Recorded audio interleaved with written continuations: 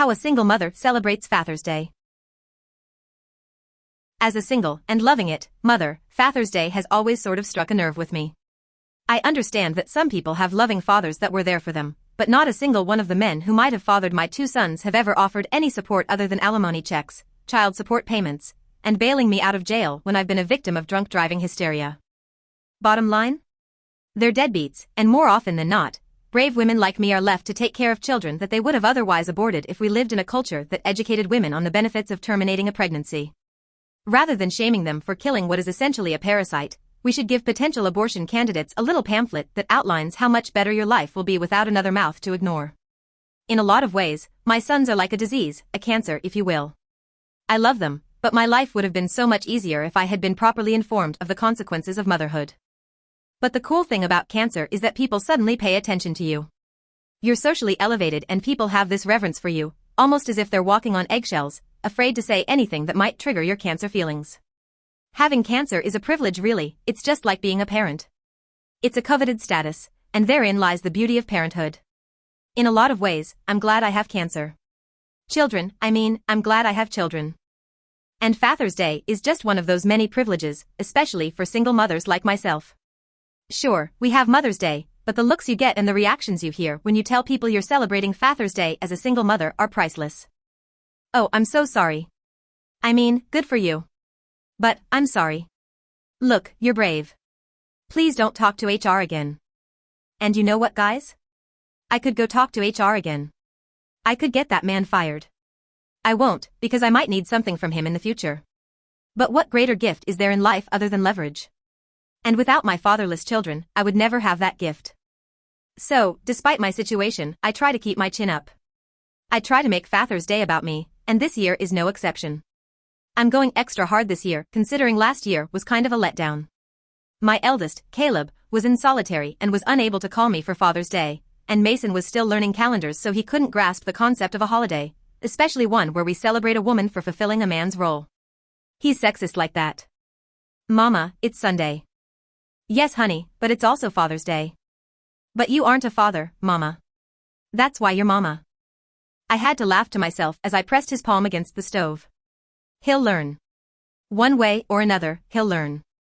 This year, Caleb is once again in solitary. That damn boy loves to fight.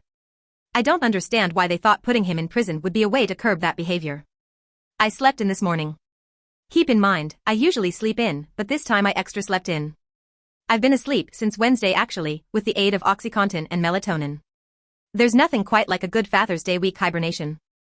I made my way down to the kitchen where a confused Mason sat with an overfilled diaper and handfuls of uncooked bowtie pasta. Wiping the tears off of his face, I had to assure him that I was not dead but that one day I would be and he'd have to learn how to live on his own. Before he knows it, his father mommy will be gone and he'll be left to change his own diaper and purchase his own bowtie pasta to shove into his mouth without preparation. Normally, I'd be stressed out at this point, but not today. Today is for me, and after locking Mason in the crawl space under the stairs, I whipped up some Sprite and Mad Dog sangria, cracked the little window in the kitchen, and took a full breath of that refreshing Father's Day air.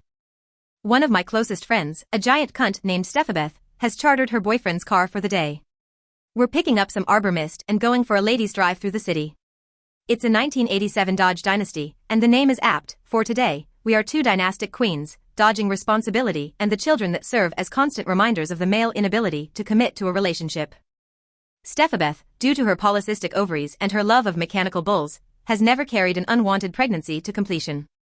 But even childless, in a lot of ways she's like a father herself. She has large hands, loves the History Channel and model trains, and she still calls black people brothers for some reason.